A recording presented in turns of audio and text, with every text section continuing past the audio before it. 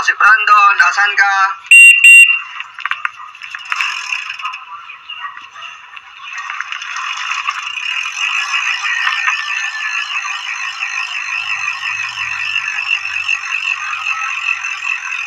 Tara na, to si Brandon, padyak na. Yan, okay. Maingay na supot. Maingay na supot. Okay, update sa ngayon. Ito, may bitbit akong bibingka. Bibingka from Nueva Ecija. Yan. Sa ngayon, di bale, kakapasok lang namin dito sa territorial part ng Tarlac. So, sa ngayon, nasa Labas Tarlac na ako. From Labas Tarlac, meron akong dadaan ng medyo parang madadaan nata or something na titingnan na boundary or kung ano man sa mapa. Hindi ko na tuloy mawari. Pero madadaanan ko pa yung bayan ng ng Labas Tarlac. Tapos yun, malapit-lapit na rin ako sa sa bahay ni ng aking tita dito sa sa Tarlac. So ang dadaanan ko na lang itong Labas Tarlac. Pagkalagpas ko ng ng Labas Tarlac, kailangan siya doon na papunta sa Victoria Tarlac. Actually, nakapag-update na rin ako sa aking tita kanina na magagabihan ako sa pag-uwi dahil nga sa hindi pala ako inaano. Itong si Tosik Brandon, pinabulkanize ko kanina dahil sana sa mga dadaanan ko sa daan na ng mga nagko-construction, mga ganyan. Meron kaming merong nakatusok sa kanya na something bala ata ng stapler or gantakerya yon. Kaya gulat ako bakit parang biglang nanlambot itong si Tosik Brandon yung gulong niya sa likuran. Gulat ako ba't parang lumambot ka agad. Pero all the way, bago ako bumibiyahe or bago ako mumapadyak, ay sinusuri ko muna maigi yung gulong ko kung matigas ba o malambot, para matutukoy natin kagad kung anong mangyayari sa gulong natin. Kasi number one na dapat nating tinitignan yung gulong natin, para pag halimbawa alam natin flat, okay, lapit tayo sa mga mga vulcanizing shop, mga ganyan, magpapahangin ang gulong, papalagin ng hangin. Pero kung halimbawa matigas naman yan tapos bigla siya malalambot, ibig sabihin meron siyang nararapakan. Sa ngayon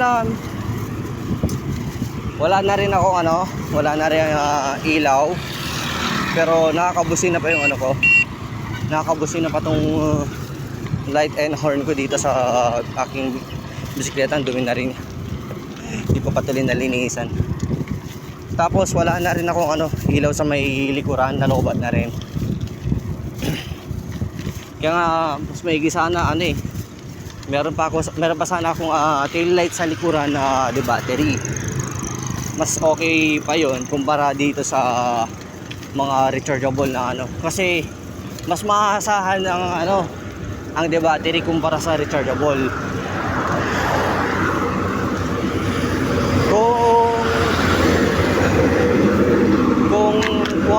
Kung ikaw ay padjakero na kaya mo pang pumadyak ng gabi at alam mong kaya mo ipadyak yan na kahit mga ilang oras pa hanggang magdilim, dapat ang gagamitin mong ilaw mo harap at saka likod de battery. Kasi kahit na maubos yung yung laman ng battery mo, pwede kang bumili ulit or pwede mo siyang palitan along the way. Kung papalit ka lang, yun lang. Pero mas maganda kung yung battery na bibili mong mga ilaw mo ay may kwan siya. Yung pwede din lang i-charge yung battery niya. Removable and chargeable. Mas okay pa yon. Okay, Lapas is 2 kilometers pa. So meron pa tayong 2 kilometers bago tayo makarating sa bayan ng Lapas Tarlac. Yan. Di ko lang alam kung pagka makakarating ako ng bayan ng Lapas. Di ko lang alam kung ilang kilometro pa. Kung sino man sana ang may alam na gano'n yung mga di battery na may yung mga AAA, yun tama. Kasi may ganun din ako noon. Kaso ewan ko kung ano nangyayari dun sa kaso open pala, hiningi pala ng pamangkin ko. Kasi tinignan niya lahat ng pwedeng mapakinabangan sa bisikleta ko kasi may bisikleta na rin doon yung pamangkin ko na taga Manila. Kinuha niya yung mga yon. Dahil sa hindi ko din lang siya nagagamit, binigay ko na.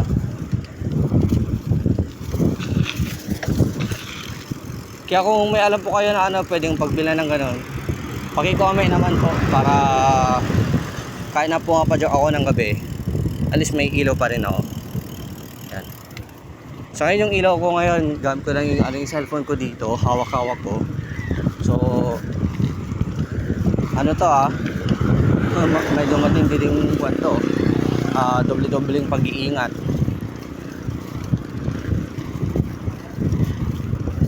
Okay, medyo maliwanag na naman. Ibig sabihin, malapit-lapit na tayo sa bayan ng Lapas. Titignan nyo naman sa highway.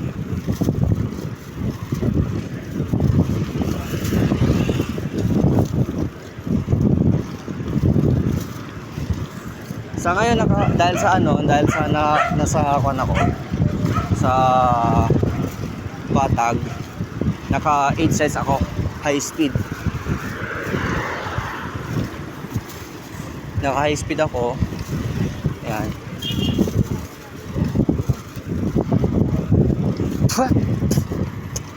Pumasok na sip-sip.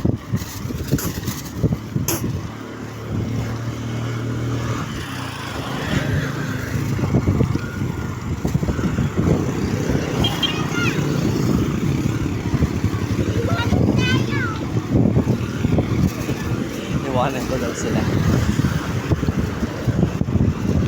Di ba ubos na rin pala load ko. Naalaala ko to din. Basta di pala load ko. Kailangan ko magpa-load mamaya. Kung may makita ko mga sila na tulog dito. Para pag magsasend ako ng padjak namin ni Tosik Brandon, may sasend ko kagad. Actually, ito yung first na 360 ni Wood pala. Ito pala yung first na 360 ni Tosik Brandon. Yan. From Tarlac, way to Pampanga via Marilao, Bulacan. Tapos from Marilao, Bulacan, akyat ng Nueva Ecija. Tapos balik to Tarlac. Kaya kung makikita nyo sa mapa, siya paikot na 360 yan. So ito yung first na 360 namin ni Tosik Brandon na ginanap namin dito sa Region 3. Yan. Yan, meron yung nakikita ng doon, street board. Yan. Kaso bakit ganyan? Hindi na ganong nababasa yung mga details dito sa street board na to. Ayun, Clark, Manila NLEX, Subic via SCTEX. Okay. So may mga daanan dito kasi malapit na dito yung pag sa Tarlac ka, malapit na expressway dito yung TPLEX.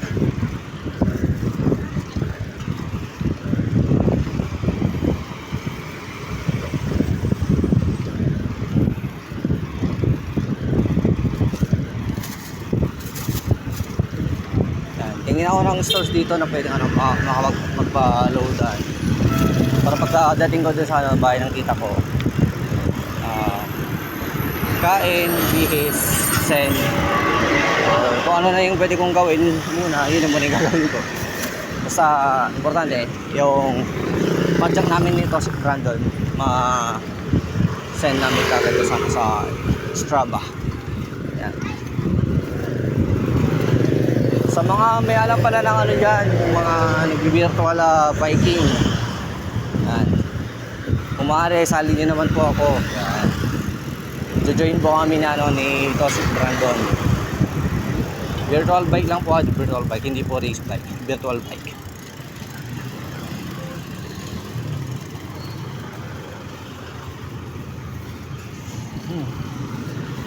Gabing-gabi na, naamoy ko mga mga lutong ulam. Gutom na rin ako.